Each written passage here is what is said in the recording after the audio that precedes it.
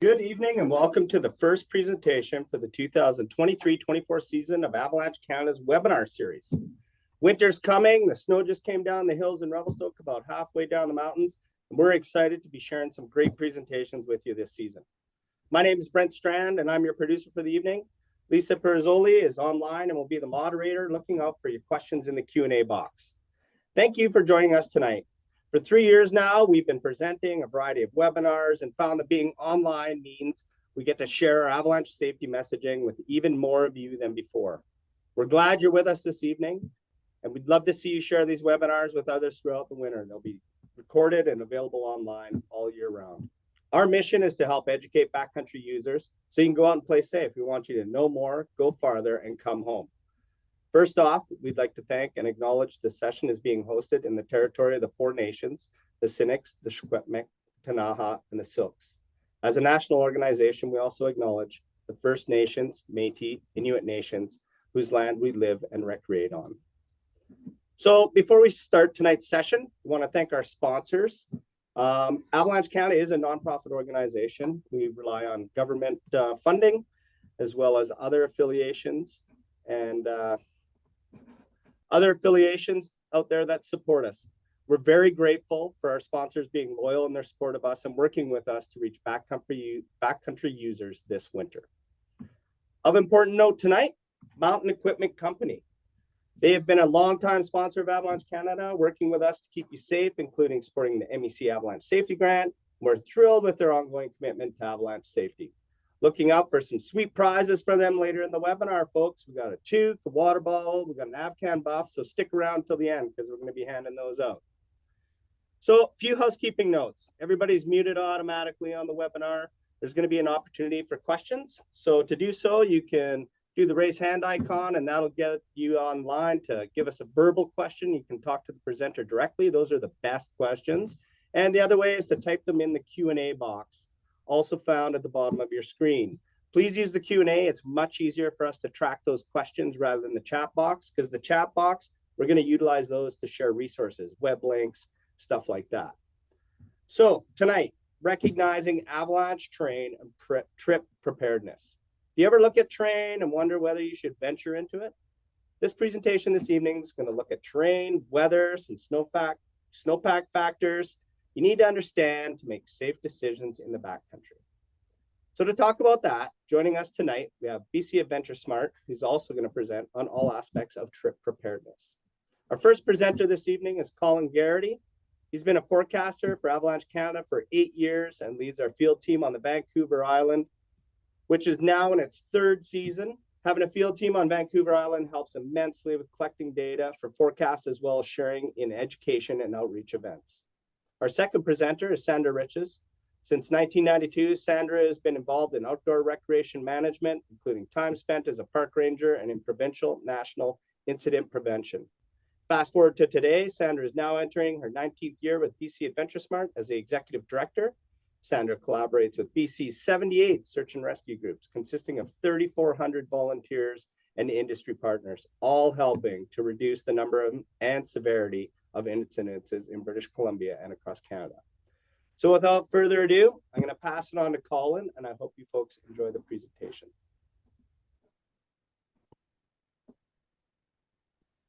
Great. Thanks so much, Brent, for that great introduction. I'll just move into a screen share here. And how's that showing up?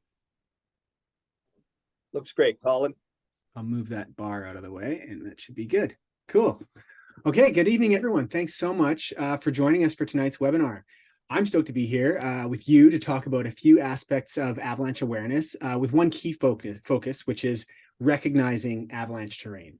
So there's going to be lots here for folks that are new to talking about avalanches, and maybe some stuff for the helpful tidbits for the more avalanche aficionados joining us too. Yeah, and before getting too deep into things, I'm going to tell you a little bit about Avalanche Canada and what we're all about. So first of all, for those who are new to us, the simple way to describe what we do is we're the voice of public avalanche safety in Canada. So we're a non-governmental, not-for-profit organization. And here you can see a few of the things that we focus on in our work. So you might already be aware of our kind of flagship product, which is the Avalanche Forecast. But we also run avalanche awareness programs. We create the curriculum for recreational avalanche courses like the AST. We're a general point of contact for avalanche information, things like the MIN, so that people can communicate to us about avalanches, the Mountain Information Network, that is, be it for media or other purposes. And we also support avalanche research at institutions like Simon Fraser University. The bottom line is our mission is to encourage and to educate people to recreate safely in the winter backcountry. We want to inspire, engage, empower recreationists to enjoy the backcountry and be safe from avalanches while they're doing it. So avalanche danger and avalanche safety, kind of tied together, is a really serious issue in Canada. The 10-year average is 12 fatalities annually in Canada. So that's why we're so passionate about trying to keep people safe and bring those numbers down. So now that you know a little bit about us, it'd be great to hear a bit about you, and some Brent's got a series of polls that we can kind of get a bit of a read on our audience tonight. So Brent, you can pull up the first one, and I think it has to do with years of experience in the backcountry. So whether you're a first timer, you spent 1 to 3 years checking out the backcountry, you're like a 4 to 7 year kind of well experienced at this point, or like more than 7, you're an old hand, you've been in the backcountry for a long time.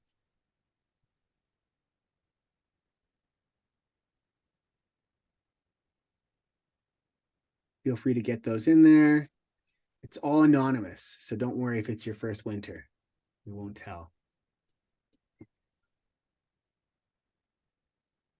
And I do see the results. So a few first winter, lots of 1 to 3, which is great. 4 to 7, some more than 7. Awesome. Cool. So pretty good spread of folks here, but lots in the kind of over 50% in the kind of 1 to 3 seasons, which is great because we got a lot of kind of entry-level type info for folks. And like I said, good refresher type stuff too. Another thing we'd love to know is just how you get around in the backcountry. Are you a snowshoer, a backcountry skier, split boarder, snowmobile or snow bike, timber sled, that kind of thing, or if you're an ice climber, also very cool.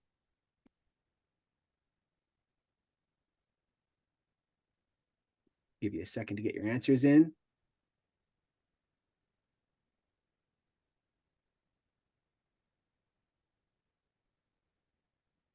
What we got? Lots of skiers, boarders. Yeah, no surprise there. And a solid snowshoe hike contingent as well.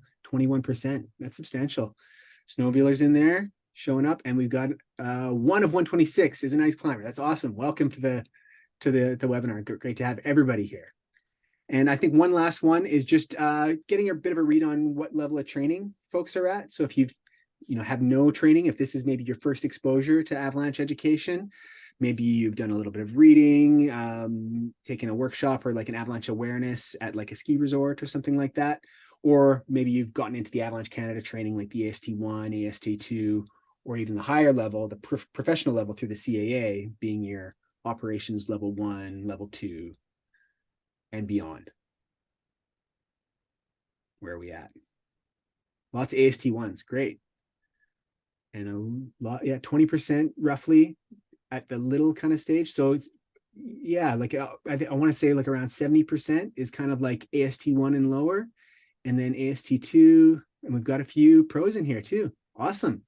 Cool. Well, welcome all. We're in good company, it looks like.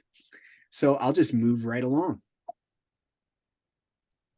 So just to kind of set the stage for us, we should get a common understanding of what an avalanche is. So here's just a quick image of an avalanche here, and a skier on the standing on the bed surface of that slope.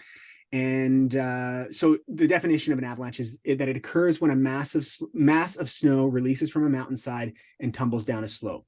So this image gives a bit of an idea, and there's always so much we can grab from these images. So this gives us a bit of an idea of the type of terrain we can see avalanches in. So it's actually a relatively small slope. We can still see avalanches can form on them.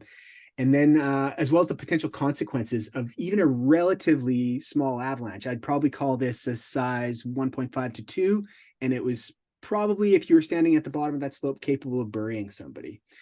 So now that we kind of know just generally what an avalanche is, I want to get into the idea that there are different types of avalanches as well. The main 2 types that we're talking about Avalanche Canada when we're putting out our warnings and our forecast to let people know what kind of conditions are out there We have the slab avalanche and the loose snow avalanche. Okay, so I've got a couple of clips that will really kind of demonstrate exactly what we're talking about here. So I'll move into that. So this is a slab avalanche. You can see the snow fractures out from where the skier is standing. It also has the potential to fracture above a skier, moves fairly quickly, and it's composed of dry snow. In this case, anyway, there is such thing as a wet slab, but they're quite a bit more rare than a dry slab avalanche. We don't need to get too caught up in the details just yet, but we can kind of set the context that avalanches can occur in fall, winter, spring months, and even in the summer in certain locations. This is all to say that, you know, regardless of the time of year, there's snow in the mountains, which there now is. It's very exciting. And that's where you plan on recreating.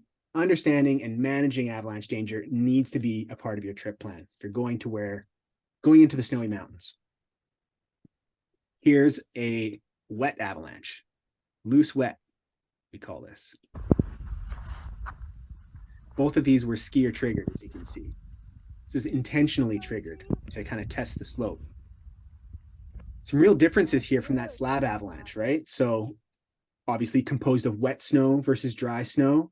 The speed of the flow is quite a bit faster in a dry avalanche, in a slab avalanche. And the weather conditions kind of tell us a bit of a story. One, you've got somebody wearing a t-shirt and somebody's, you know, the pretty hot spring day, and one's more generic kind of midwinter conditions. So that kind of tells you, you know, that heat is where we get wet snow from, right? And, you know, which is easier to get caught up in? I would venture that the slab avalanche is, because of that action of fracturing out and including more snow across the slope in that initial motion of the avalanche, whereas a wet loose or a loose snow avalanche is kind of by definition starting from a point and increasing in size as it moves down slope. So much easier to get caught or to trigger kind of something that you get caught in when it's a slab avalanche. And then whether it's easier to get caught, it's kind of a matter of where you are in the terrain and which one is more dangerous. You know, where are you? Where are you standing? And this last question kind of touches on our terrain focus tonight. So where we're locating ourselves kind of precisely in this terrain in relation to the avalanche hazards around us is really what we're focusing in on today, and really a massive part of how we keep ourselves safe from avalanches.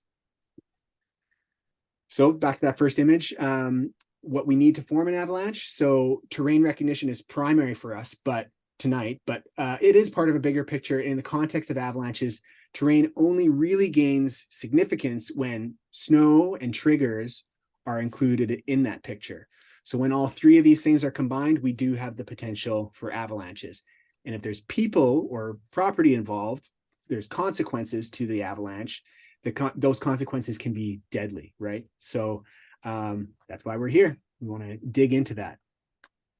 So before getting into the terrain, I want to touch on those other two, the snow and the trigger, just so we're not leaving them out.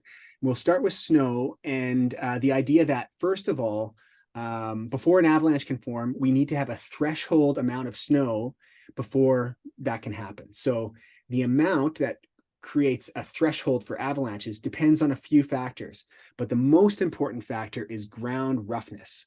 So when we don't have snow on the ground, we've got a varying amount of roughness, whether we're below tree line, at tree line, and in the alpine, and the ground has a different roughness in all kinds of different places. So we need at least enough snow on the ground to overcome or to kind of match and exceed that ground roughness level to some degree to create a smooth surface on which an avalanche may run. So rough terrain reaches that threshold much more slowly than smooth terrain, right? Now, if you look at this image here, for the most part, like if you look in the immediate foreground where the hikers are walking, or on that slope on the right-hand side there, I think it's the right-hand side for you. It's just too rough. We can see a lot of rock, like maybe 50% or more rock kind of poking through the snow. And the snowpack isn't really connective. There's patches of snow here and there, but there's not really a connective snowpack in most of the areas in this image just yet.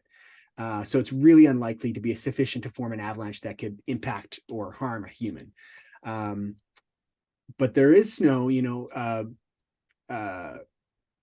if in the distance, you can see that there is potential for avalanches at higher elevation. So we look at way distant in the Alpine there near that peak, you've got smooth surfaces, the snow is plainer, it's exceeded that ground roughness, and it's possible for avalanches to form there. Yeah. And then if we look at this image, we're kind of getting to that threshold more generally, right? So this slope that the snowshoer, I think it's a snowshoer, is looking at, likely kind of just meets the criteria. We can still see some ground roughness under the snow cover there, kind of poking through, but it's relatively smooth, continuous snow cover. Now, even if the surface layers here might be broken up by a bit of ground roughness, the next snowfall, for sure, it's going to be game on for avalanches, because we've got a nice smooth surface all over the place here. So even if we've just met ground roughness at this point, the next storm, we're into definitely avalanche time. So if it's really important to kind of consider as well, though, that, ground roughness, like we were saying, isn't, uniform in the mountains. So if ground roughness is absent, so like on a grass slope or maybe a scree slope like shale, only about 20 or 30 centimeters might be needed for avalanches to form on that kind of terrain. So having an idea of the ground cover below the snowpack is a good thing. So knowing whether you're on a talus slope, obvious, when you're in a forest, it's fairly obvious what kind of terrain is around you. And then as you reach up into the Alpine, you can get into quite a bit smoother slopes. And that's something to really kind of be aware of right now, because we've got snow, it's falling in the Alpine. It's probably falling more in the Alpine than in any other elevation band. And Alpine probably contains, of all the 3 elevation bands, probably contains the most terrain that's smooth right from the get-go. So there's almost certainly places out there in the terrain where avalanches can happen, or maybe have already happened now that we've got these storms rolling in on us, which we're excited about, but we're starting to put the antenna up at the same time. So the structure of the snowpack is another really important kind of part of that snow piece. But we're going to kind of leave that aside for tonight, other than kind of introducing the idea that snowpack structure, it develops in a layered kind of formation over time as we get snowfall upon snowfall. And this layering can either be stable, good, strong snow, or it can be an unstable structure, so bad or weak snow. So just knowing that snow cover isn't the only part of the picture, the snow structure is another really important part too. Now we've covered that. I'll dig into terrain, and we'll cover triggers too. So the key piece tonight, terrain, it's all about learning how to recognize it. And I'm going to put forward tonight that the number one most important attribute or kind of characteristic to understand about terrain is slope angle or incline. Slope angle can be really hard to recognize without some training and some experience of like measuring it. So what can we use? A general idea to kind of give us a rough understanding of how inclined a slope is maybe comparing it to like a ski hills, blue, black, or green runs. So a green run is probably going to be below the less likely to avalanche than a steeper slope, or than like a blue or a black or double black slope. And more kind of precise but still hasty way of measuring slope would be with clinometer. So this is like a tool that can basically measures the incline. You'd lay like a long, say, your avalanche probe over the snow, place your clinometer along the probe to get the general angle of that slope. People can make markers on ski poles too. You can kind of make tape, and if you had a mark at the same height on 2 ski poles, and you're to place one pole horizontally and one pole vertically, if your pole tips touch the snow and the marks are equidistant or are touching yourselves as well, you've got a 45-degree slope. That's a very steep slope, definitely avalanche terrain. But it's possible to kind of make different marks on your poles to get at different slope angles other than just your straight 45 as well. And then ultimately, where we all want to get with dealing with incline is an intuitive measurement of incline. So this comes with time, with experience, and it comes from the the actual measurement too. So we need to test our estimates. It's always good to, before making a measurement of a slope, estimate what you think the slope angle is, test your estimate, and then you start to learn about what your brain perceives as a certain angle, and you start to learn how to calibrate your perception to the tools, the measurement tools that we have. So even knowing kind of what it feels like to walk up a 30-degree slope, that's going to, on snowshoes, it's going to be quite difficult, right? And so when you get into that difficult to move through terrain you might need to switch back through, that's starting to tell you we're getting into avalanche terrain because it's too steep to approach head on, depending on how athletic and aggressive you are with your snowshoeing. But measure often to improve your estimates. That's really the way to get really good at measuring slope angle. So into the terrain some more. The majority of avalanches, so when we talk about this incline stuff, the majority of avalanches happen on a slope of 30 degrees or greater. So it's essentially, it's a relatively steep slope. Kind of, you're getting into roughly into the single black terrain. And then as we get into kind of more kind of more likely avalanche terrain or slope inclines a little bit more, we're kind of getting into like black, double black. That's kind of your key slope angles for avalanching.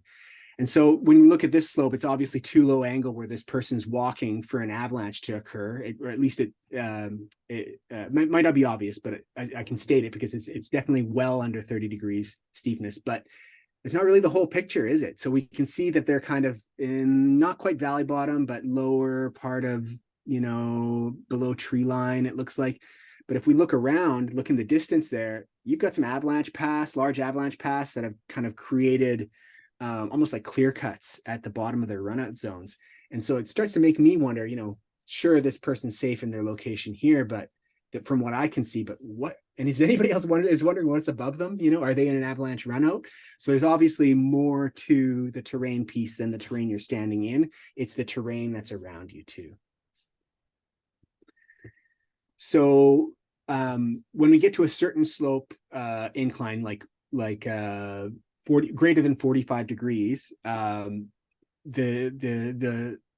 steep angle is allowing snow to run much more frequently. And so it's less likely to hold enough snow to create a large slab avalanche. But this kind of terrain produces lots of small avalanches. So you might even see little bits of debris at the bottom of slopes like this, where small kind of point releases are occurring. So this kind of snow is frequently sliding, not accumulating into a great deal of hazard, but other hazards could certainly exist here. Cornices very often form above steep slopes like this. There's potential for rock or ice fall. We're looking at a waterfall in this image here, so there's for sure some ice up there that could fall.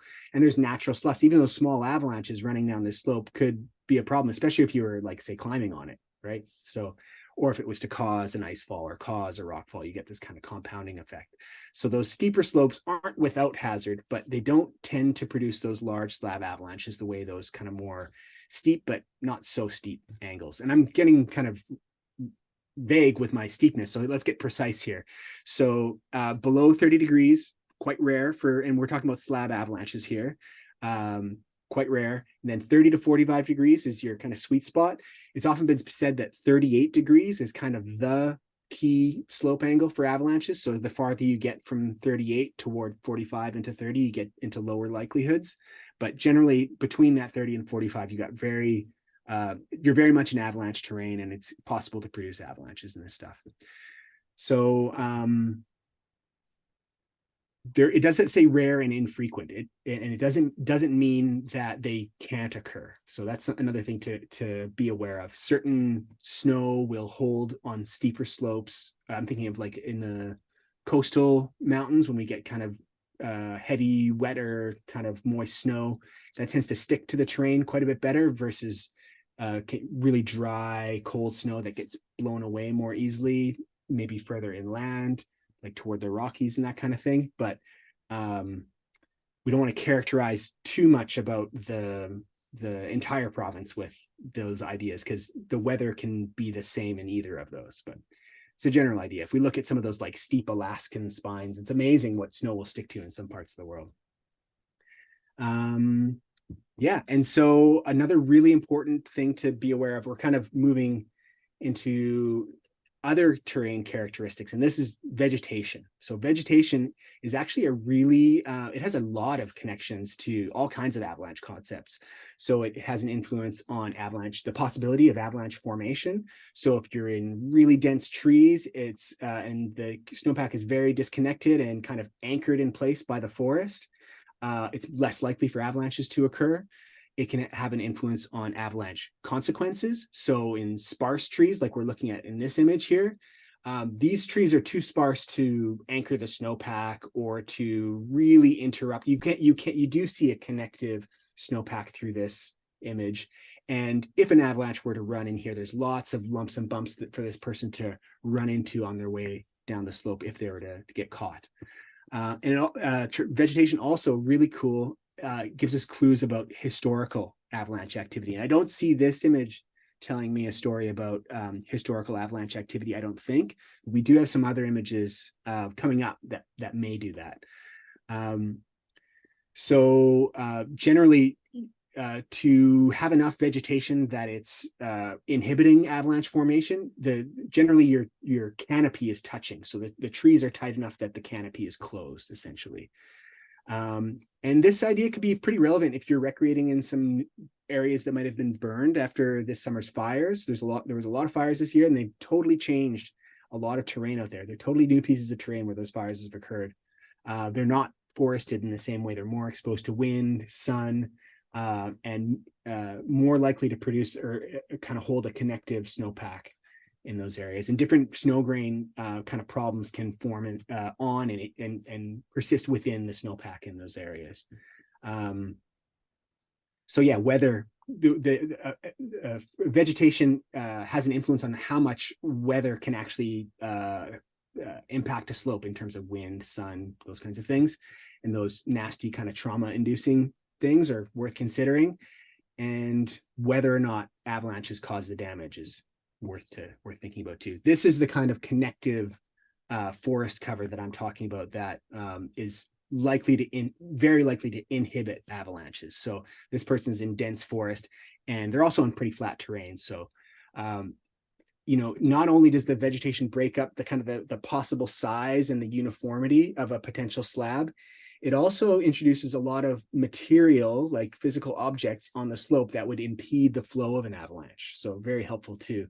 So, but we also want to always be aware of the idea that dense trees can be a terrain trap if the setup is different from what we see here. So if the slope was ending in like a tree fence like this, that would be a real problem for somebody that was caught in an avalanche heading toward those trees.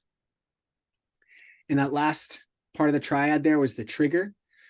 Humans are a very effective trigger. In fact, humans traveling through avalanche terrain are the most common trigger of avalanches where people are caught. Most avalanches that kill a person are either triggered by that individual or somebody in their group, or in I don't think it's as common, but a neighboring group as well, like an adjacent group, definitely possible. So this is why it's so important for us to be able to recognize avalanche terrain. I mean, among other skills, recognizing signs of instability, safe travel practices, companion rescue, etc. Knowing that we are the trigger when we're moving around out there is really, really essential. So whether you're on snowshoes, skis, hiking boots, or a snowmobile, which is a really effective trigger, we need to be aware of that. So I was talking a little bit about some kind of human triggers, right? There's other things that can trigger avalanches too, though, and some of them are natural triggers. So cornice falls, we can see a cornice in this image that's kind of looming over the slope that this person's not standing on, which is they're standing in a pretty safe location, but as they move closer to that ridgeline, they could find themselves standing on a cornice pretty quickly. Rock fall, ice fall, these kinds of things. Weather, so rapid loading of snow, intense sunshine, these kinds of things, those are other natural triggers. And then explosives, that obviously not a natural trigger, but something that we encounter when we're, say, traveling through highway passes, when we get closures and explosives are used to manage snow avalanche hazards, as well as in, like, say, a ski resort where you hear patrol out bombing slopes to make them safe for guests at the resort. I just want to make sure I'm not missing something here. Right. It's also, yeah, just being aware of what's above you is really key there. But I'll get into that more as we go along. Here's some more of those natural triggers. So weather intent, like heavy snowfall, greater than like 30 centimeters over 24 hours. Or maybe 30 or more centimeters over 24 hours. We're getting into quite rapid loading. Stormy days are generally higher likelihood. Warm days due to temperature or sun are also really noteworthy. These are all natural triggers. So wind moving snow around. Wind actually redeposits snow, or can redeposit snow much, much faster than snowfall can actually accumulate. Factor of like 10 times in some instances. So if you've got a lot of loose snow, deep loose snow out there, and a really strong wind that moves that snow, it can form a slab very, very quickly. And that'll happen in the leeward terrain. The wind impacts the windward slope and moves the snow from the windward slope, maybe forming a cornice at the ridgetop, and then deposits it on the leeward slope. So being aware of how and where the wind's blowing and whether snow's moving with it is really, really important. So from what we talked about earlier, it doesn't look like there's quite enough snow in this image here to form an avalanche. But again, the terrain above this person is a bit of another question. So the wind is almost certainly blowing up there too. So we always want to kind of think of that overhead terrain and how the conditions that we're experiencing at our elevation might be different, or how they would be different in other pieces of terrain nearby, different elevations. This is just a quick recap of what we talked about so far.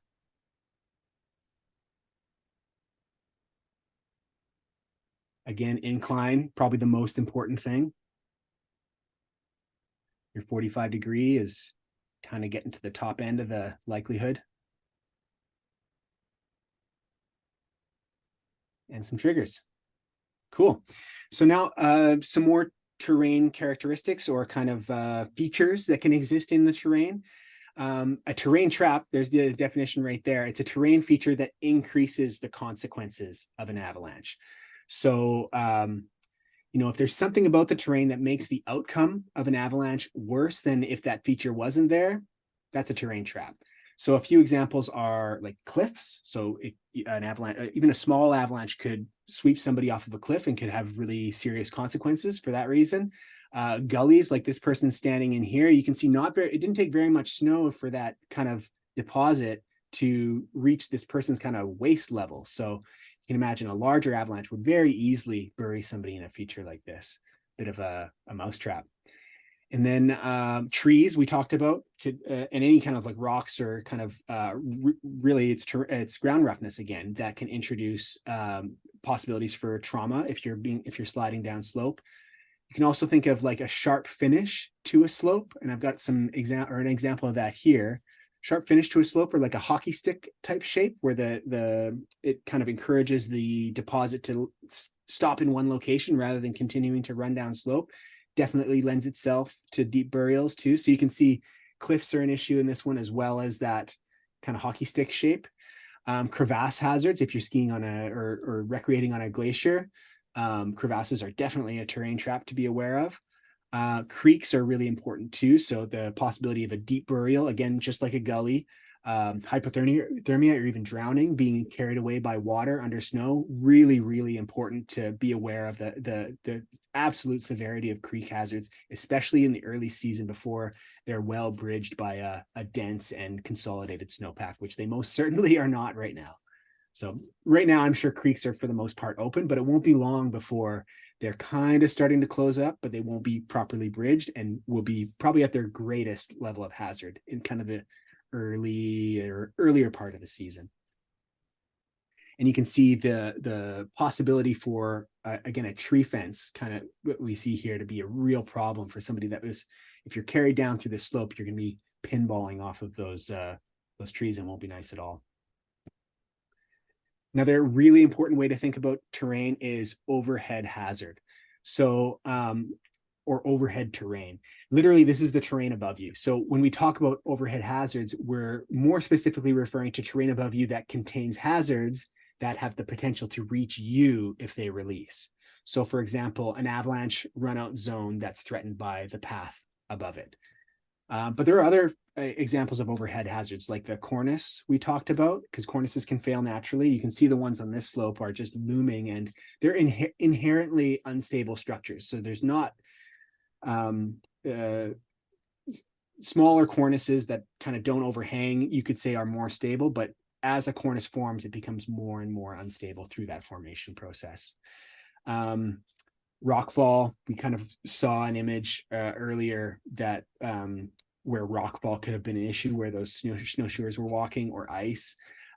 Other people recreating in the terrain. This is really important in very popular zones. Like we were saying, you don't need to be the one triggering the avalanche to be the one caught in the avalanche. It could be an adjacent group that does that.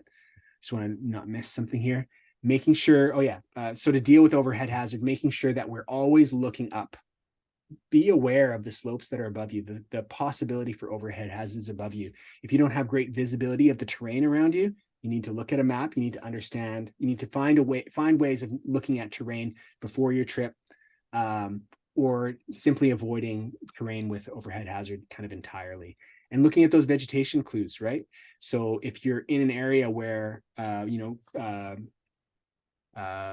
continuous forest cover stops, and you get into an area where you see kind of broken trees, like what we see here, that's a clue. Those are vegetation clues telling you about the hazards that are above those broken trees. So they can be smaller too, like we have in this image. There's little cornice chunks down there, but there's some pretty big loomers up there too. So yeah, really being aware, look up all the time while you're out there. And just another one on overhead hazards. So this ski tour kind of looks like they might be transitioning into the piece of terrain with overhead hazards. So it looks like they might have been kind of in continuous forest cover and are moving into this open area. And how can we tell if there's an overhead hazard? Obviously looking up, but we've also got the vegetation clues, right? So that continuous forest cover gives way to really sparse and smaller trees. So it tells a bit of a story of the destruction that may have happened there, or almost certainly did happen there over the years. And there's a really interesting part of this. Just above the skier, we can see the branches above that skier are all broken up to a certain elevation or a certain height on the tree. That's what we call flagging. So an avalanche has done that. So that's a really important vegetation clue to be aware that you're entering into really avalanche track or a run out zone in this instance here. There's other things too that you can kind of spot in this image. I love kind of digging into this stuff. We do this all the time as forecasters with the MIN. There's so much you can pull out of a photo like this. I can tell that there's snow available for transport here because I can see the little pine needles and pine cones that have fallen out of the trees have fallen softly into the snow, and they haven't bounced off it. They've moved into it. There's snow available for transport there if the wind picks up, right? And if the winds caused this to happen, actually, that's another thing. The wind is likely caused that to happen down there with those pine cones and whatnot.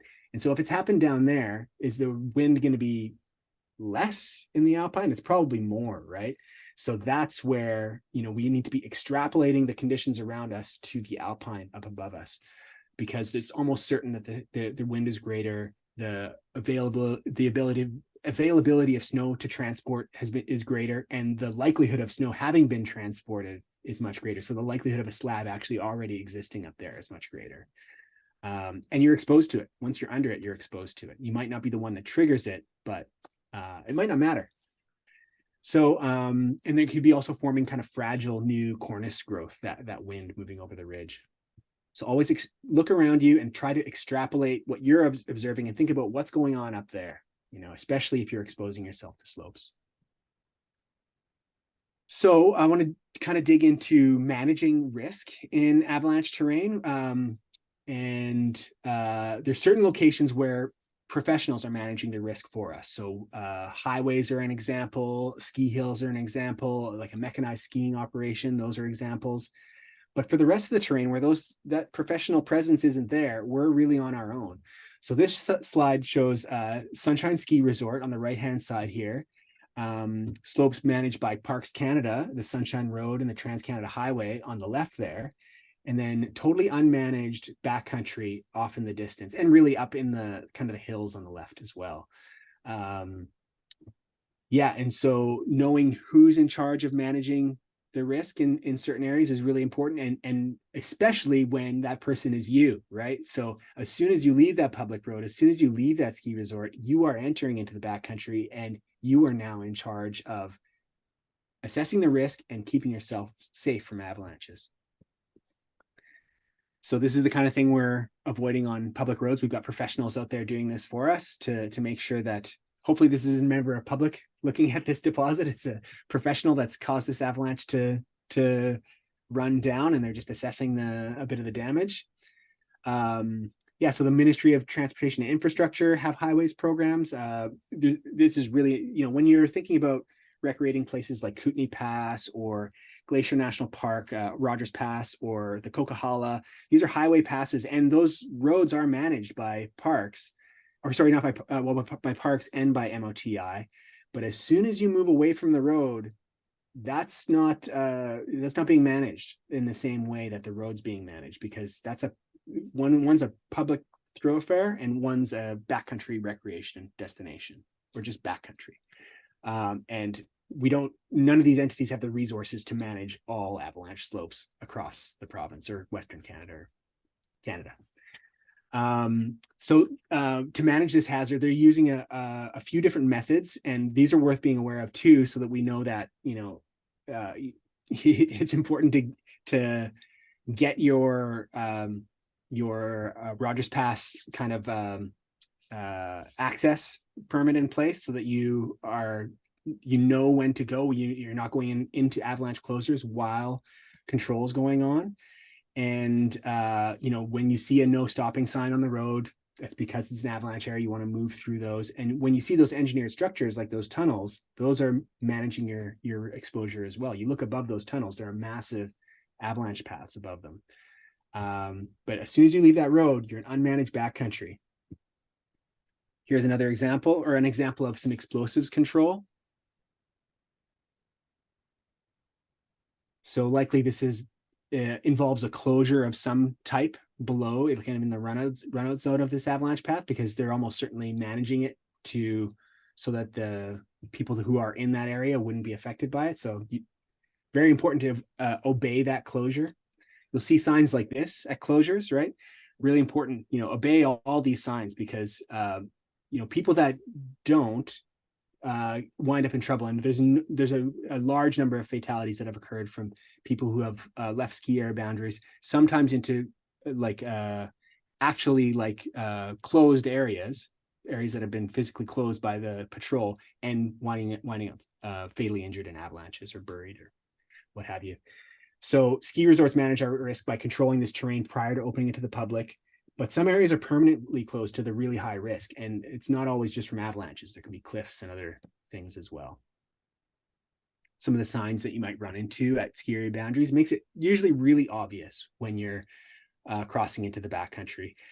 You'll probably, if you're at a ski area, you'll probably be ducking under a rope. You know that if you're ducking under a rope, there's a good likelihood, and you're going into an area that's not accessed by, or doesn't have a lift at the bottom of it, that's very likely going to be the backcountry. And often the access points will have signage like this. And this is the kind of stuff that will be going on in those kinds of areas when they're being controlled by patrol. So you definitely don't want to be below that shot as that explodes. Not a place to find yourself.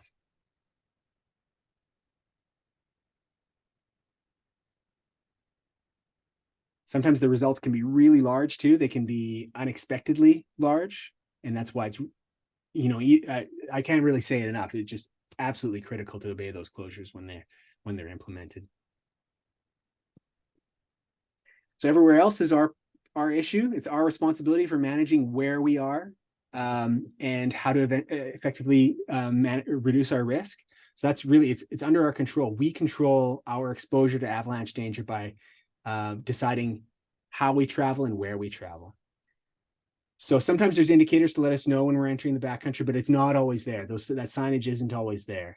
So we have to, be conscious of the places that we're going and when we need to kind of take on that responsibility for ourselves, or just to avoid avalanche terrain to get all together by sticking to, say, an area like this at Mount Seymour. Here, you got a park ranger at the gate, and there's a marked Parks Trail. That Parks Trail at Mount Seymour, if you were to speak with this ranger, they would tell you that the entire trail is outside of avalanche terrain. So you can safely enter effectively the backcountry, but it's and as long as you're staying on that marked trail, you're not going to be exposed to danger. But as soon as you veer off of it, especially at a place like Mount Seymour, which I think oh, sorry, I had the wrong image up. This is the trailhead image, but both of those are Mount Seymour. So you can see the terrain. I believe this is anyway. The terrain off the sides of Seymour is incredibly treacherous throughout the North Shore. As soon as you're off the ridges, you get into some really serious terrain.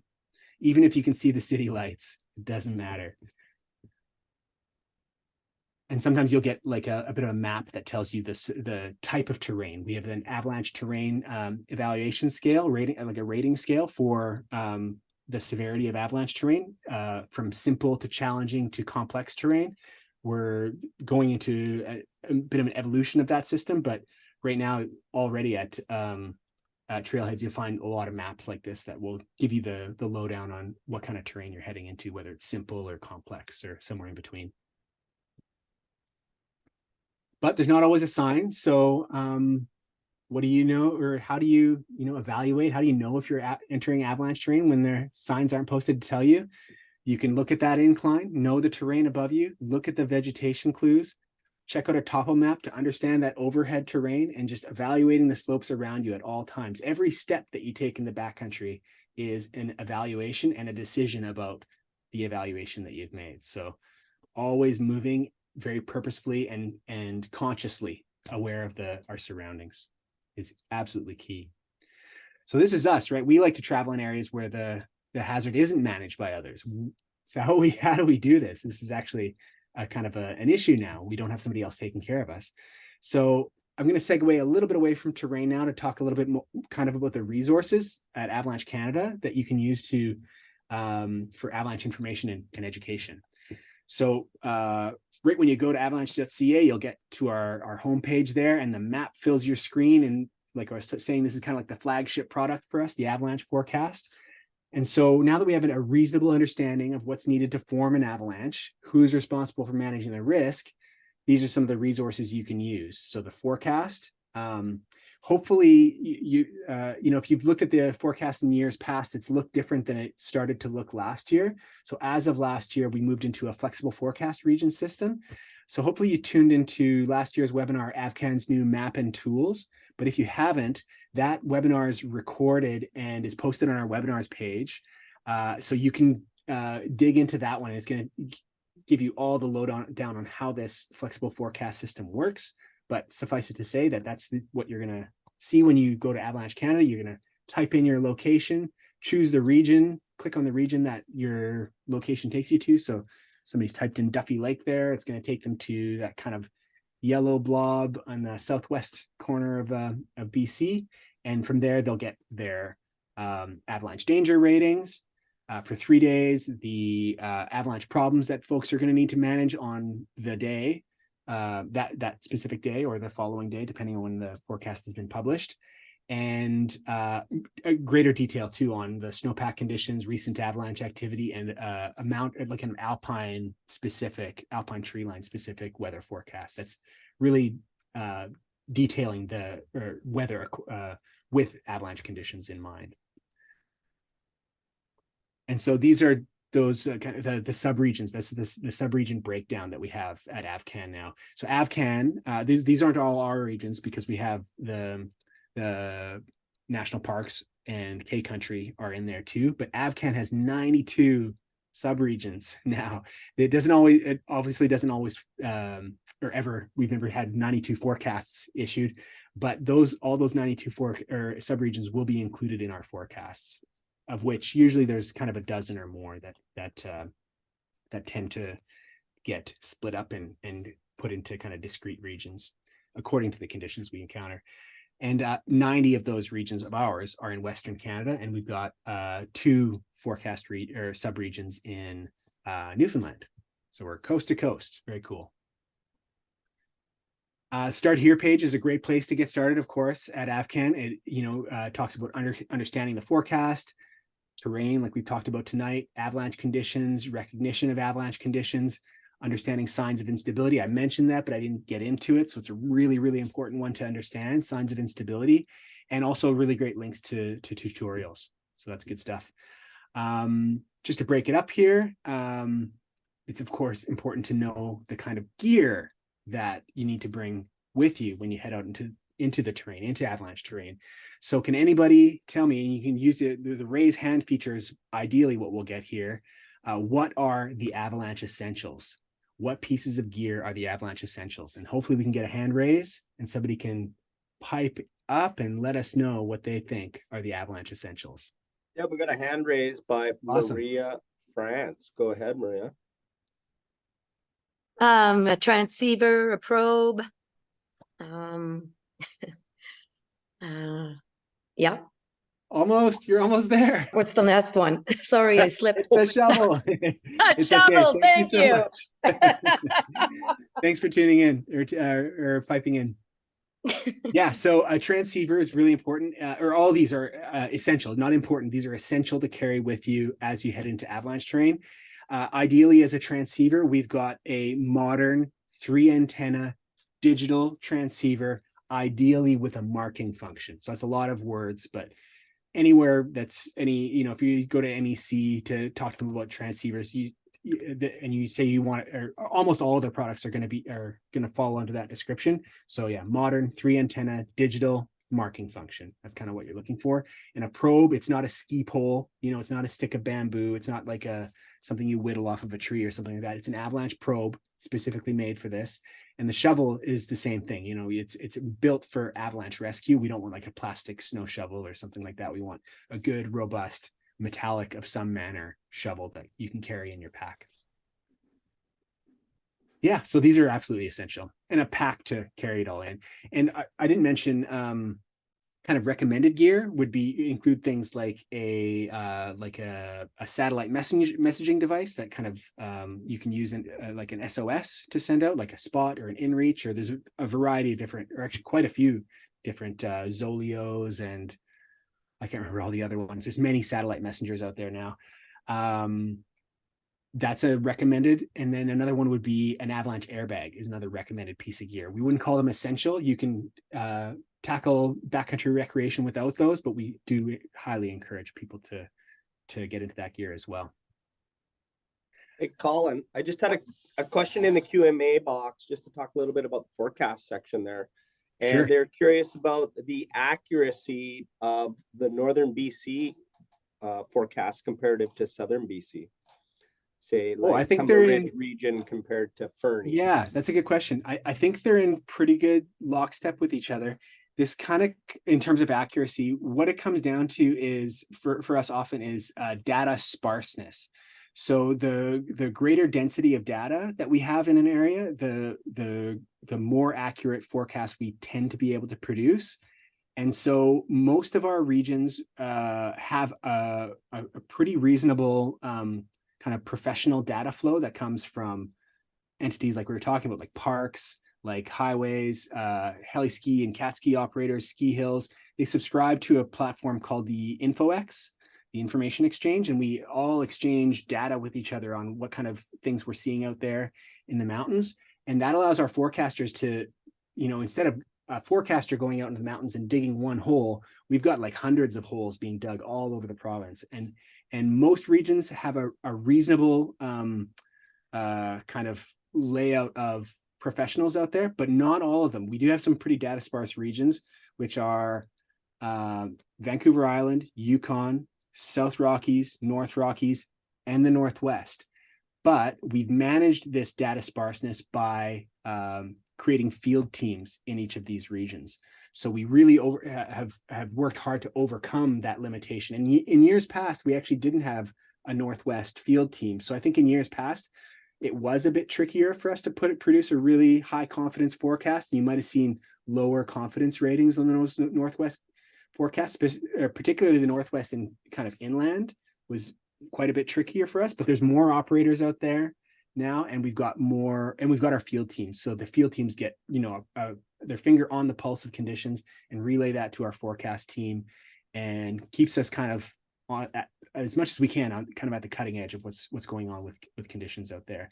So generally they're about equivalent, but do watch on forecasts on the last page of the detail, or on the details page at the bottom, you will see a confidence rating. So if there's anything that the forecaster feels that they can't kind of assign high confidence to their product, they'll state as much with their confidence rating, and they'll usually, if it's anything other than high, they'll have a reason why the rating or their confidence isn't high. It might be uncertainty about forecast snowfall. It might be uncertainty about the kind of trajectory of a persistent weak layer or a persistent slab problem. Like, is it healed up yet? Is it over? Is it getting worse? Those kinds of things can be quite uncertain.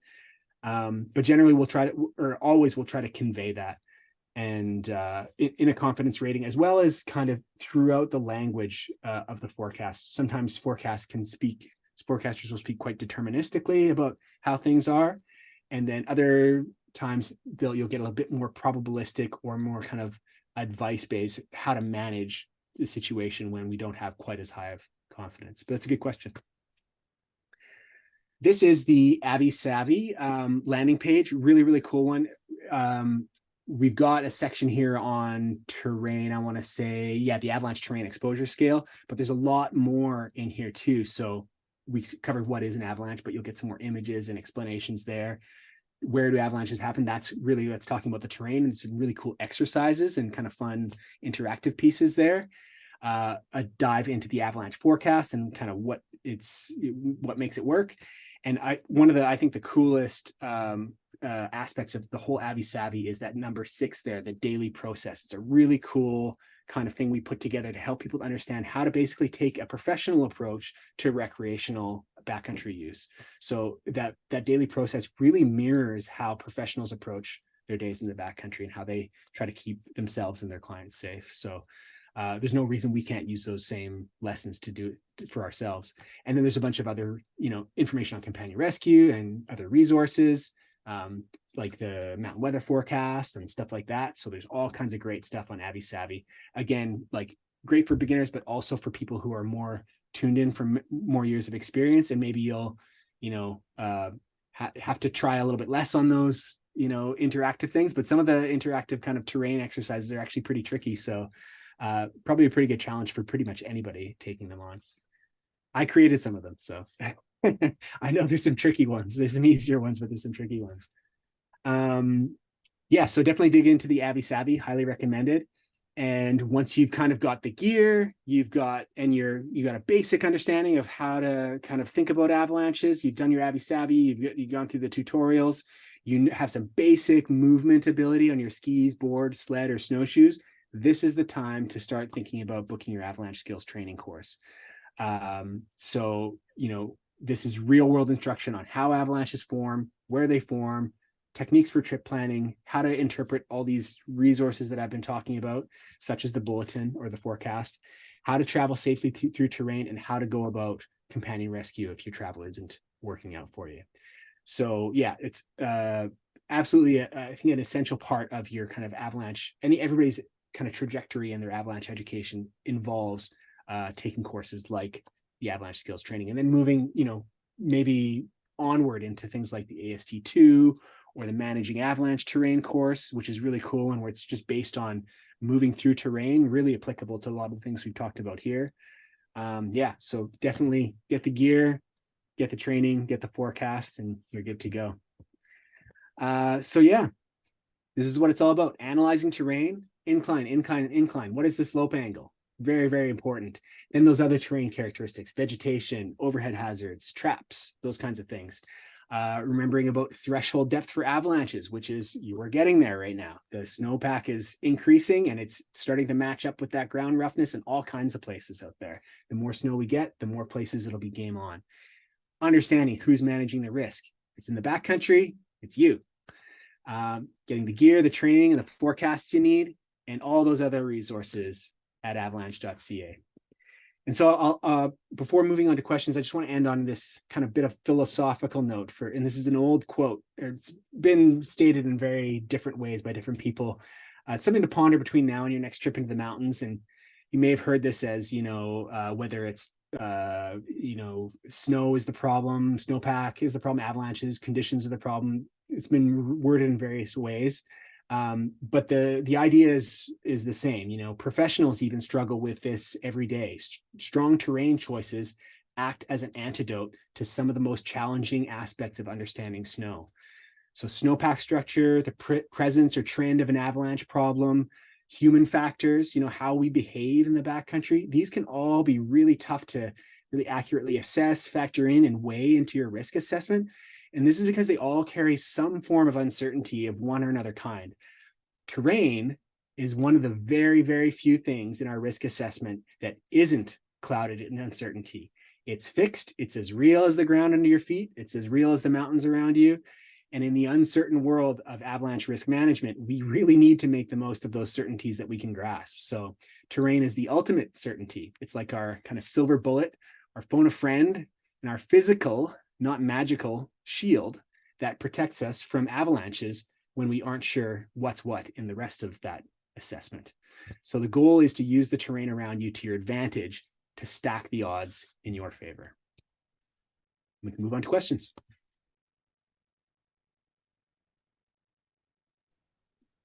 Colin, we have one question from the audience there. They said they're having a hard time finding good websites for mountain weather for the Yukon. They used to use the mountain weather forecast previously in Alberta and BC, but do you know of any resources for up north? Well, the mountain weather forecast should be nailing the Yukon as well, especially when the conditions are kind of when its weather story is kind of dominating the varying weather stories that we have around Western Canada and beyond. So it might not be that the Yukon always gets a strong focus in the mountain weather forecast, but when the weather is happening in the Yukon, there ought to be a strong focus in the mountain weather forecast. So I would encourage you to keep looking there, because we definitely haven't left the Yukon out, and we're still factoring it in completely. And it just might be not every day that it gets the focus. And then other resources, I mean, we always like to encourage folks to check out Spot Weather is a good place to look. Spot.wx, by the way.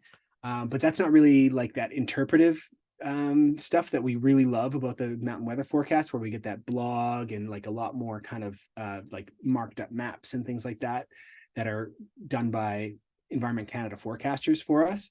So I have to just come back to the mountain weather forecast, unless Lisa has another link to share or something like that from another resource. But that's kind of my primary resource for really Western Canada is that forecast. And granted, it's a relatively short blog, and so one area or another tends to get the focus on at different times of the season, depending on where the weather's really happening.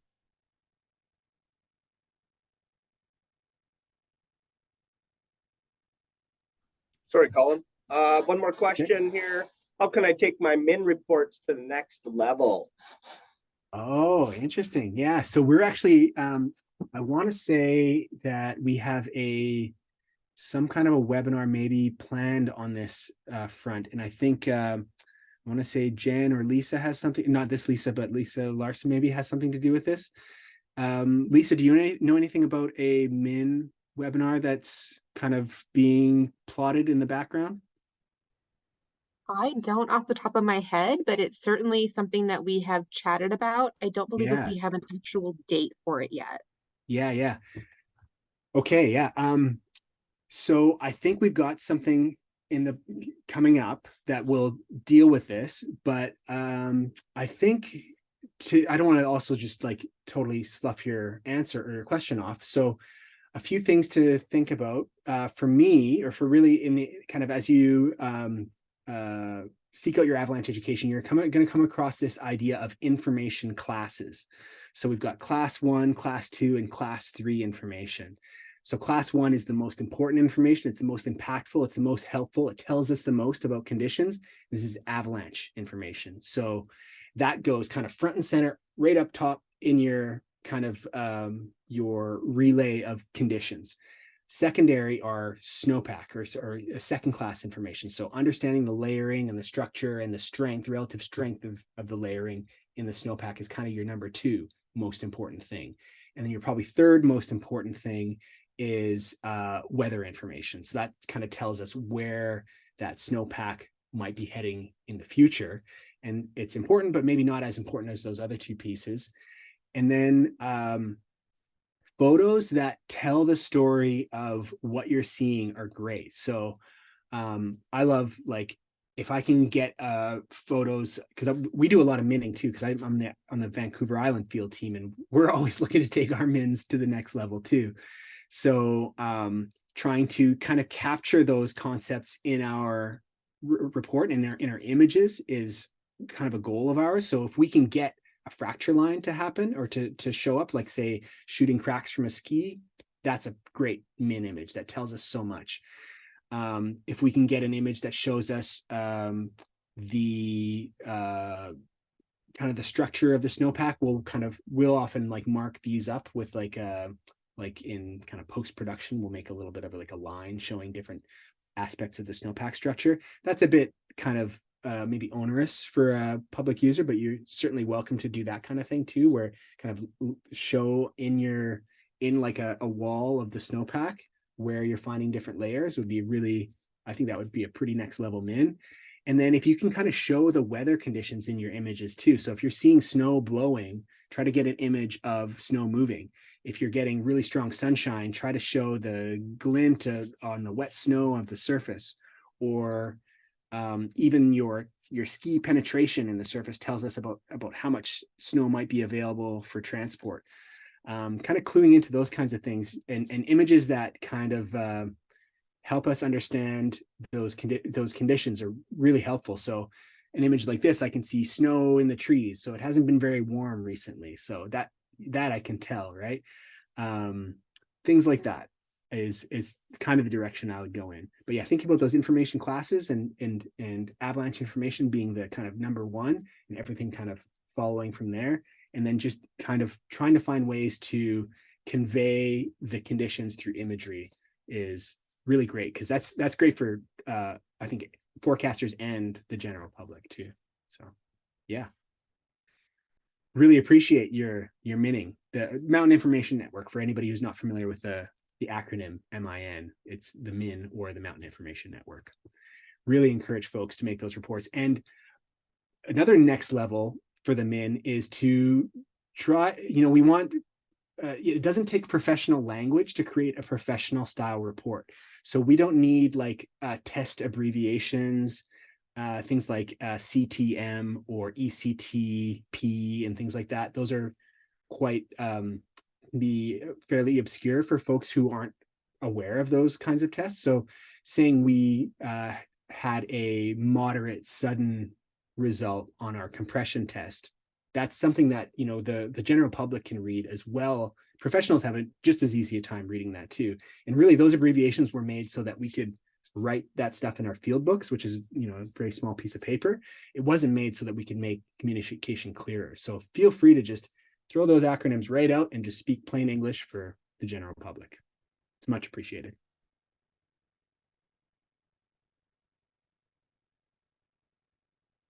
Anything else? And the one last question we're going to go here, Colin, then we're going to move on to Sandra.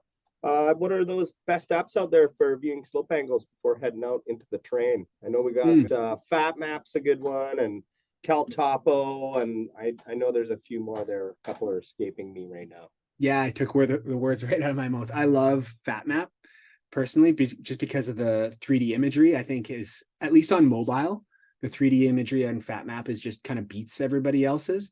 And they've got that slope angle overlay, so you can kind of see where you kind of get into those critical slope angles.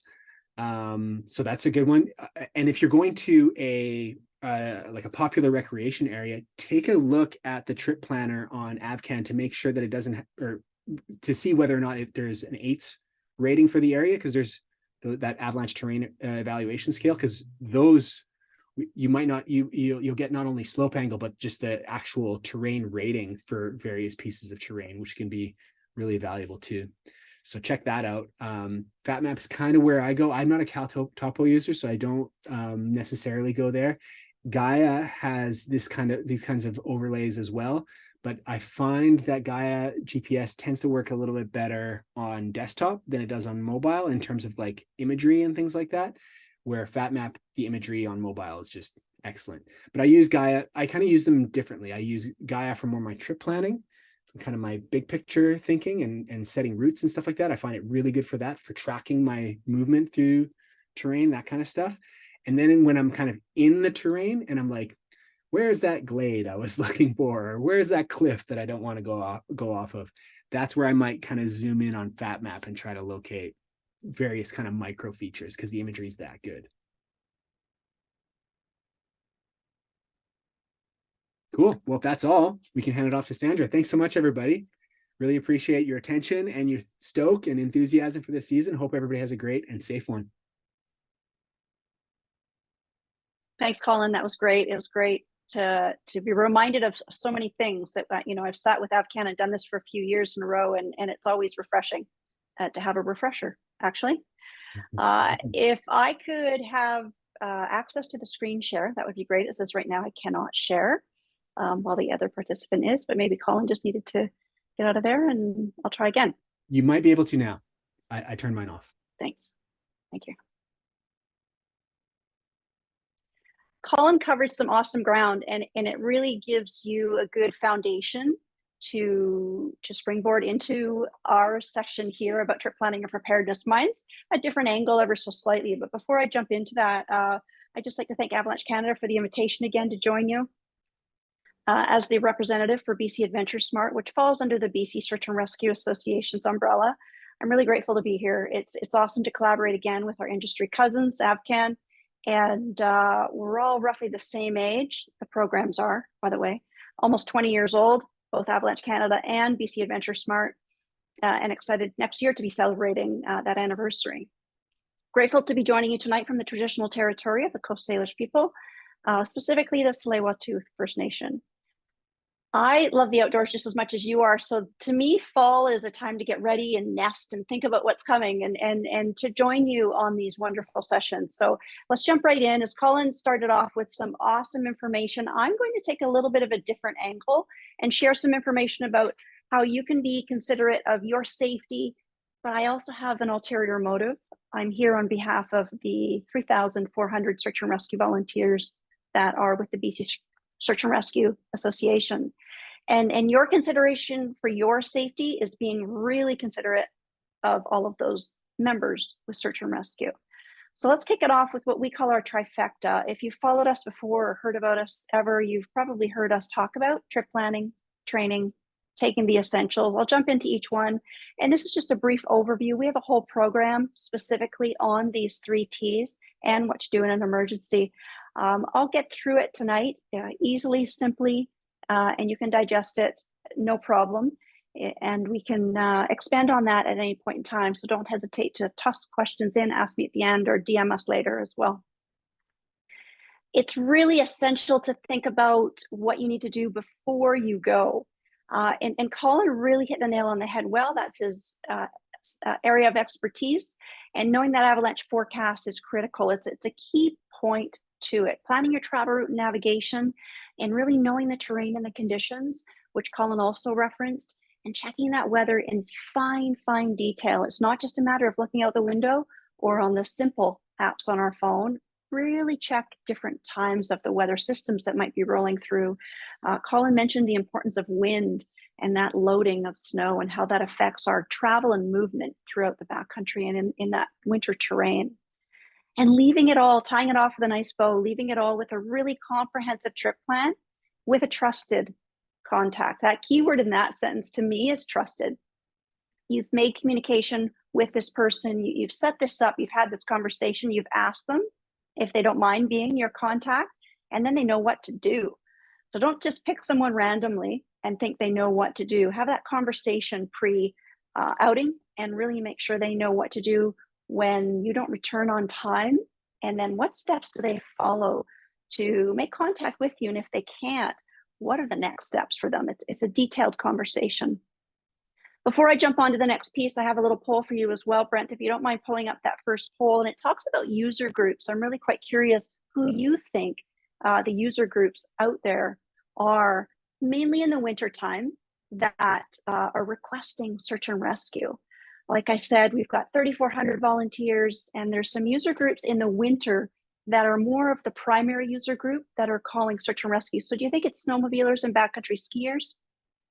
Do you think it's hikers and snowshoers, or alpine resort skiers and snowboarders? I referenced a few areas there just as added information, but user groups specifically, sledders and backcountry skiers, hikers and snowshoers, or alpine resort skiers and snowboarders. Search and rescue collect data for every single search and rescue incident that happens in the province. And that's how I know how to share this with you. I'm not just making it up or taking a big fat guess. We use all of our data-driven insights to steer our outdoor education with BC AdventureSmart. Let's see where we've got here. Perfect 53, 12, and not very much on the bottom there, 12, 53, oh, and 35. Sorry, I had to lean in there to see those small numbers. It's hard for me to see. It's actually snowmobilers and backcountry skiers. Those are the top primary user groups that ask, request for, need search and rescue in the province of BC during the winter. And that affects directly Revelstoke Search and Rescue, and Golden. So just a few little bits and bobs there that we can jump into and share as we get through the presentation. Colin got into some really great information, and don't dismiss that as winter comes around the corner. A lot of us got dustings today, yesterday actually, and it's really time to start to think about the layers, the freezing, and how the snowpack's going to build itself, and then understanding how do you find that information and understand the forecast. Colin brought so many great points to the table, and really hopefully it reminded you or introduced you to some really awesome resources and how you can make informed decisions. So in a nutshell, because Colin covered it, is don't forget to include the avalanche forecast within your trip planning phase. And the trip planning phase happens before you hit the snow. This is happening maybe over beer and nachos, well before, a week or two. You're planning, you're meeting, you're talking. That's what this is all about. You're checking out the books, you're talking about different trips you've had in the past, bring in some old stories, share some experiences and knowledge of the area. Talk about the difficulty of the route you're about to jump into, and how does that reconcile with your experience, ability, and the time of day it takes, daylight, I should have that say there, for you to do this activity. There's a lot in that ball of wax about what needs to happen and align before you head out there. As you chat with your group dynamics are key, and understanding and knowing your limits individually is really important. Understanding that as a group is paramount. Knowing how you travel in that group based on ability, skill, knowledge, fuel, energy, physical, mental for that day. There's so much to talk about before. It's really worth and fun to get together and talk about where you want to go, how you're going to do it, how you're going to do it safely so that you can reach your destination. And your destination is home, by the way. Your destination is home. And doing your best, if not always, to make sure this is planned and you're back before sunset. And I say that because many search and rescue calls happen right around the end of the day, no matter the time of year. Just as it gets closer to sunset, a lot of search and rescue calls are happening at that hour. People are coming out, down, getting off the water, getting off the mountain, off the trails, and people are tired. Conditions have changed. Maybe you're not fueled as much. Could be gear issues, physical, mental challenges at that point. You've had enough. The data shows near and close to sunset is when a lot of search and rescue calls happen. So making sure that you're back prior to that can really help you mitigate that. Simple visual, not to get into too much detail, but comparing different accesses to routes is important, in how you look this up and understanding the information that you're looking up. So a simple hike or a snowshoe, let's say out towards Dog Mountain, gives distance and lengths of time. There's a visual there. It's traditionally socked in or foggy in that area. And then there's also some topographicals that give you the same distance. And then you look at something a little bit more challenging. Sigurd Peak, 14K, about 8 hours return, completely different terrain here. That's applicable in this one, 100% forecast. What that is saying in conjunction to when we want to travel in that region. So it really has a lot to play with. And as we gain elevation, obviously, temperatures will decrease, and really consider how that will factor in to your situation. And I always want you to think about this. If you get lost in trouble or hurt at that higher elevation, at any elevation, but at that higher elevation, the differences in temperature will be very extreme. Let's say on a really clear, perfectly aligned day, there's roughly approximately 10 degrees difference there for every 1,000 meters. So if you think about that Sigurd Peak example, you gained almost 2,000 meters there for me, and there's a massive temperature change in that. If that's where you're injured, if that's where you're waiting for search and rescue. So come up with some of your own scenarios and think about where you might get stuck, where you might get injured, what might happen at 3 o'clock in the afternoon when the sun sets at 4:15. Come up with some crazy situations, come up with some real ones, and see who will be in charge of what. Sandra's in charge of communications, Colin is in charge of first aid, Brent's in charge of signaling to the helicopter when they come. This is all figured out before, in conjunction with everything that you're looking for in advance as well. Just a little video about our trip plan app. I'll talk about that in a second. Just a 1-minute little show here.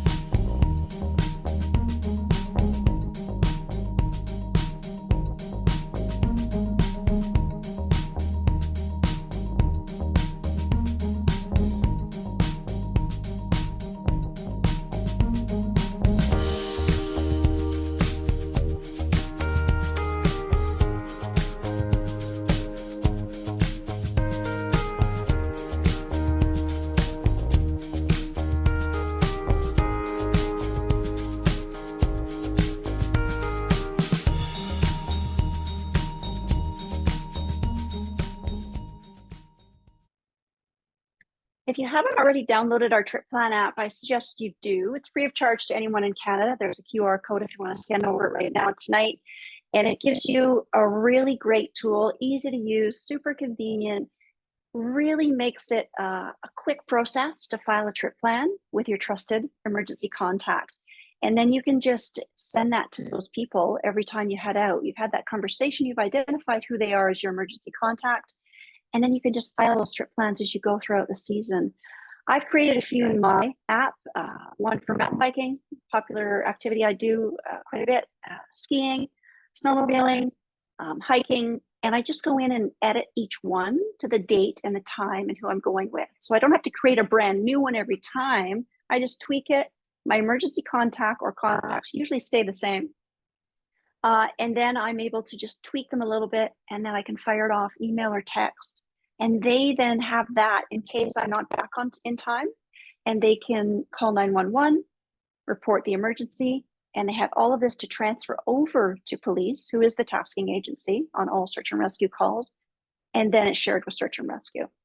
So just a little bit of extra information there.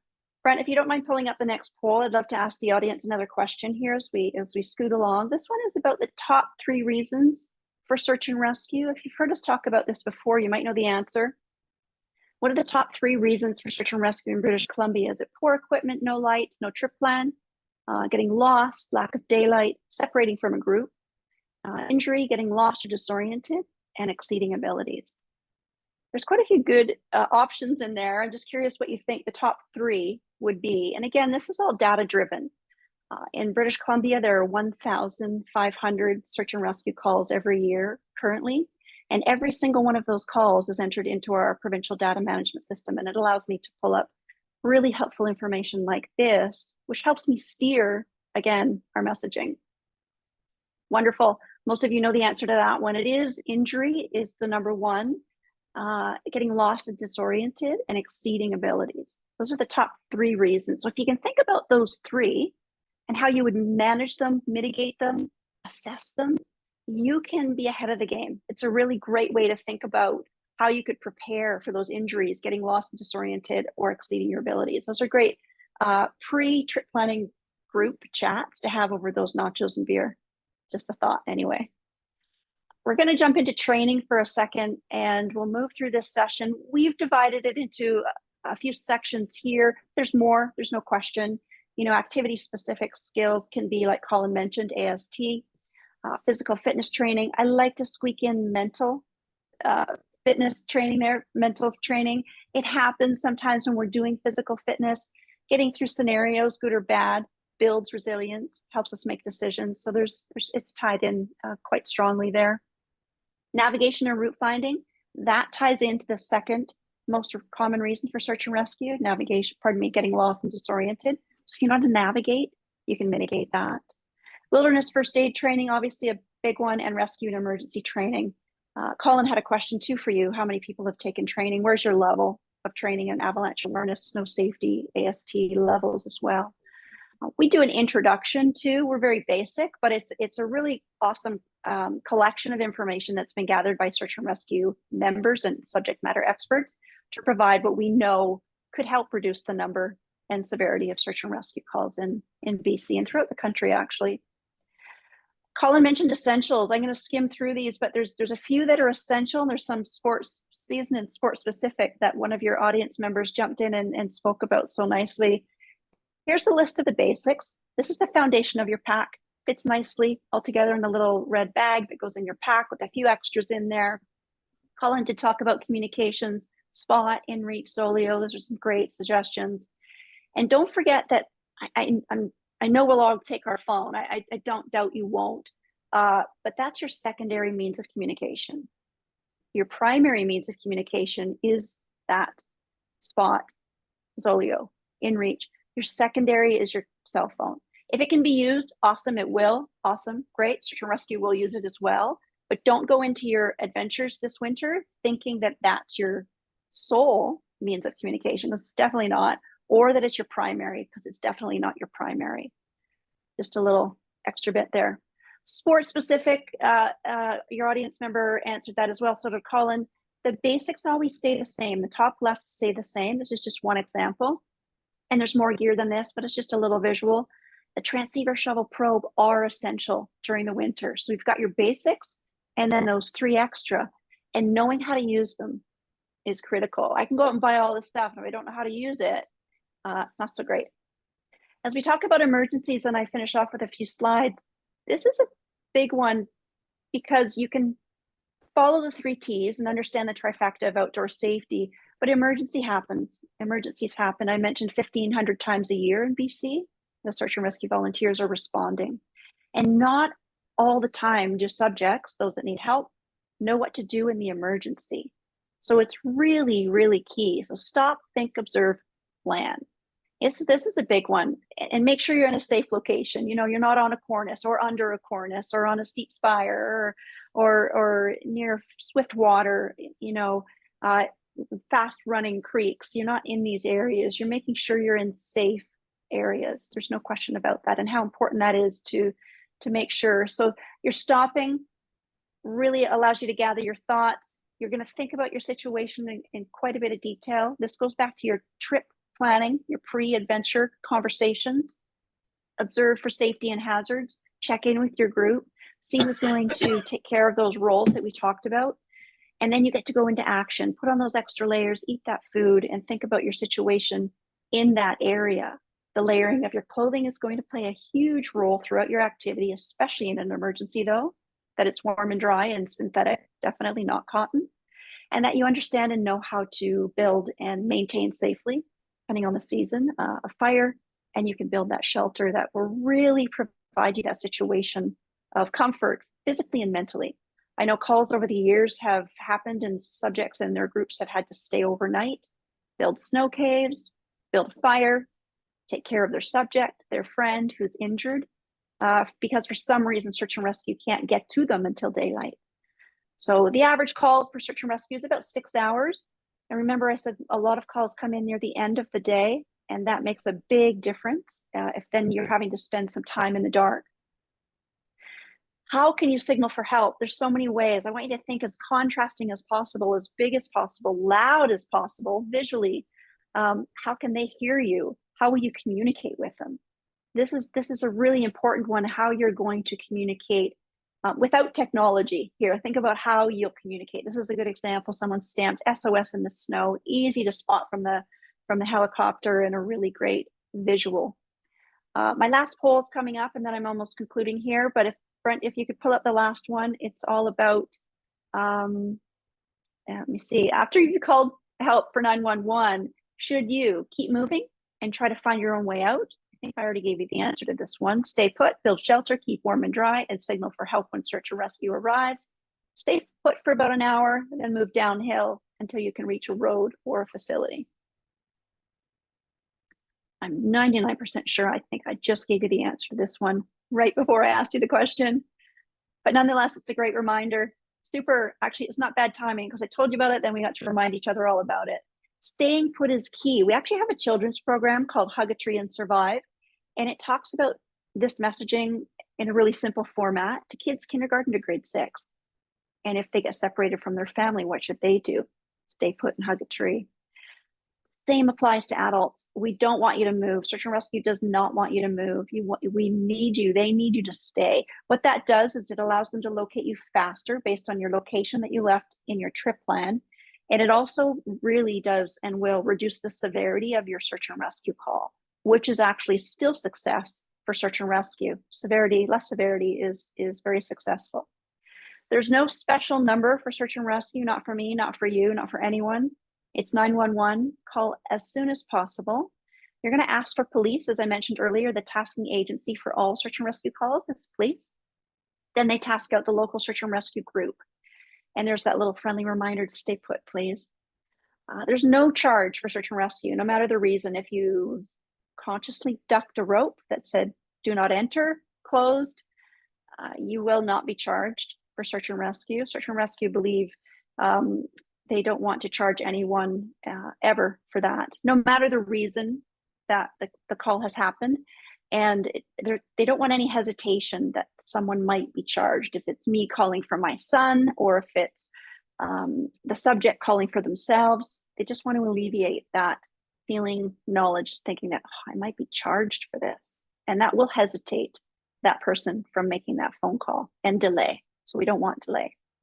If you want to check AdventureSmart and the BC Search and Rescue Association socials tomorrow, I can guarantee you we've got a great new resource coming out your way. It's the Adventure Hub, and it's going to be an awesome resource, a one-stop shop where you can access more than 450 vetted listings. We've got 24 different categories to choose from, and it's an awesome database that is really an awesome one-stop shop that will allow you to explore new possibilities for your whole family.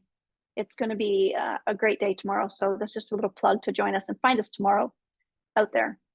As I wrap up, and thank you for your time and sticking around, just a little reminder about the 3 T's, trip planning, training, and taking the essentials. It's always the best way to go, and it can really help you have success this winter as you head out there to play in the snow, which I'll be doing as well. And I can't wait to hear that everyone's reached their destination safely and had fun, and enjoy the winter. Remember, your destination is always home. Thanks, Avalanche Canada. I appreciate the opportunity. If there's any questions, I'm happy to answer them here, or send us a message on any of our socials as well. Thank you. Excellent. Great job, Sandra.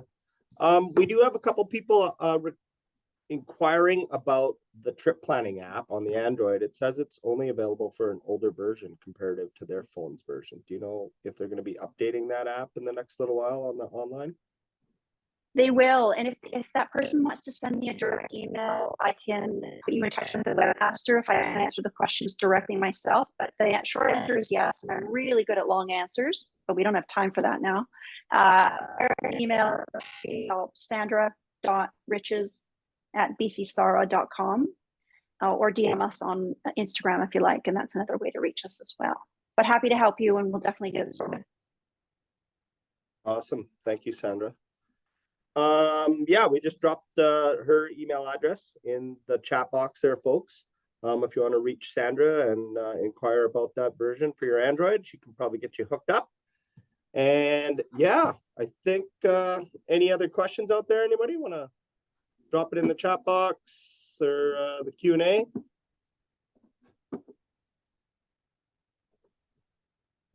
It looks like you have covered it all, I think. Fantastic job by yourself and Colin. Thank you folks very much. Excellent introduction for anyone who's new to the backcountry. And as we all feel, it's always a good refresher and reminders for everyone else while we wait for the snow to come. And it is coming down the hills. So right now I'm gonna go over to Lisa and she's gonna pull a few names, and we have a couple prizes. We have an MEC water bottle, and Lisa's gonna pull some folks. Got a nice blue water bottle for someone there. Coming off mute would be helpful. The first winner is Gloria Lamb. And if you are a winner, if you do hear your name called, just send an email to producer@avalanche.ca. I'll put that in the chat box in just a second. The second winner is Jane Yang. A nice new toque from Mountain Equipment Company. And then our third winner for this evening is Cody Thompson. Which you get a nice new Avalanche buff. Excellent. Thank you, Lisa. Yeah, thank you. I'm just gonna pop my screen up here, folks.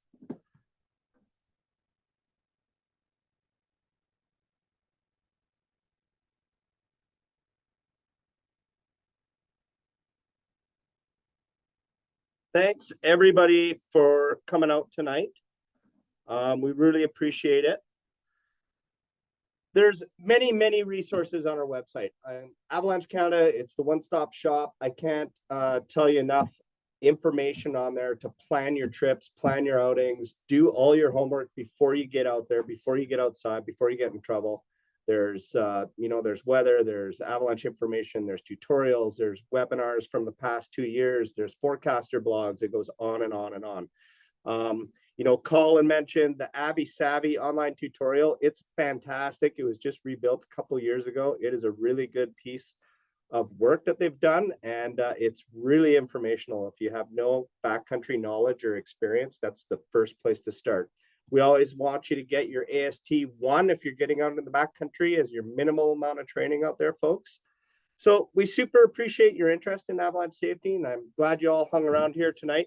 You can support these essential programs here at Avalanche Canada by donating as little as $10, $5, whatever. You can scan the code on your screen right now, or you can click on the donations link in the chat box and help us out.